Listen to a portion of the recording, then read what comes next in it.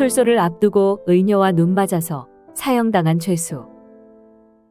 이야기 시작에 앞서 구독 부탁드립니다. 의금부 감옥에 맑음이란 죄수가 있었다.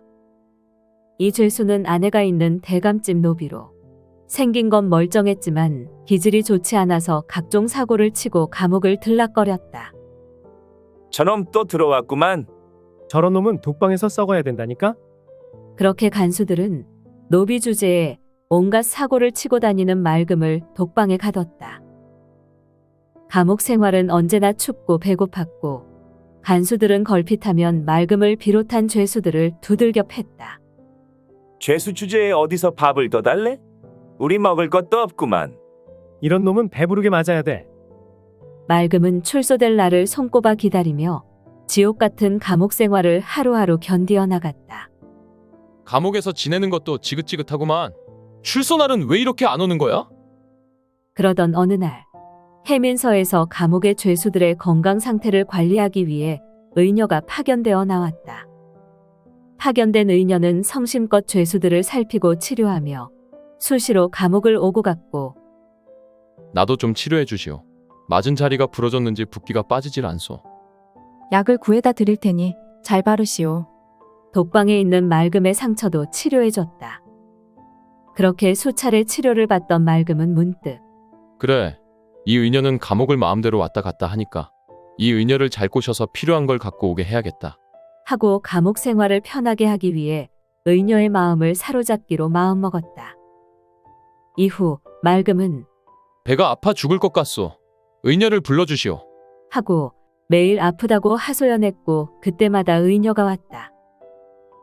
하지만 의녀는 아무리 진맥을 하고 진찰을 해봐도 특별한 이상이 없었다.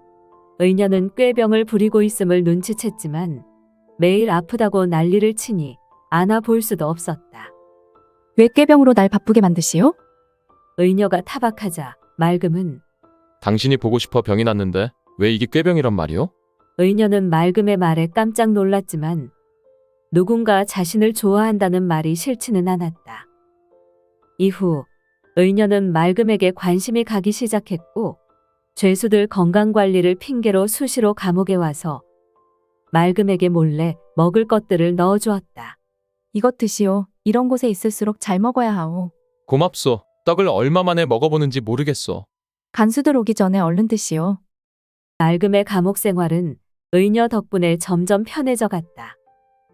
역시 난 잔머리가 보통이 아니야. 이 정도면 감옥 생활 할 만하네.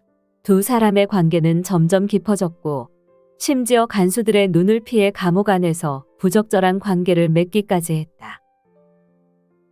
두 사람 뭔가 분위기가 이상하지 않아?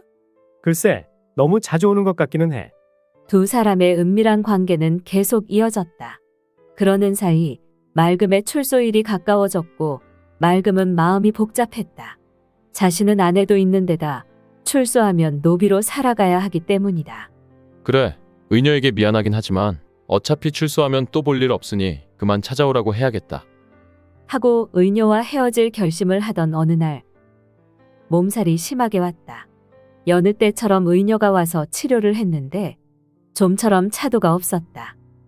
그래서 의녀는 맑음의 곁에서 병간호를 더 하려고 했지만 장시간 감옥 안에 머물기가 쉽지 않았다.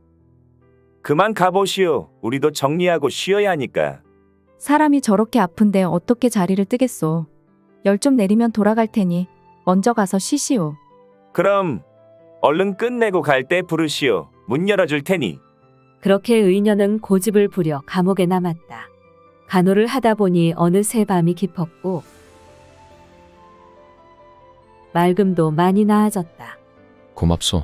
이제 돌아가야 하지 않겠소? 어차피 다들 자는데 조금만 더 있다가 갈까 합니다. 그렇게 두 사람은 감옥 안에서 밤을 보냈고 헤어질 결심을 했던 맑음은 일단 이별 통보는 미루기로 했다. 다음 날 아침 순찰을 돌던 간수는 깜짝 놀랐다. 감옥 안에서 맑음과 의녀가 엉켜서 자고 있는 것이 아닌가. 돌아갔어야 하는 의녀가 깜빡 잠이 든 것이다. 어쩐지 두 사람 수상하다 했어. 간수는 바로 의금부에 신고를 했고 즉각 두 사람에 대한 신문이 시작됐다. 너희 둘은 무슨 사이냐? 아무 사이도 아닙니다. 정령, 아무 사이도 아니란 말이냐? 맑음과 의녀는 끝까지 부인하려고 했지만 계속되는 신문을 견딜 수가 없었다. 결국 그동안의 두 사람 사이의 비밀스러운 관계가 모두 드러났다. 죄수가 감옥 안에서 의녀와 간통을 한 전무후무한 일이 벌어진 것에 조정이 시끄러워졌다. 기가 막힐 노릇이로다. 이 사실은 당시 임금인 연산군에게 보고됐다. 연산군 8년. 신하들은 죄수 맑음이 의녀와 간통한 죄는 참대시에 해당되므로 초복합니다 하였고 연산군은 율대로 하라고 대답했다.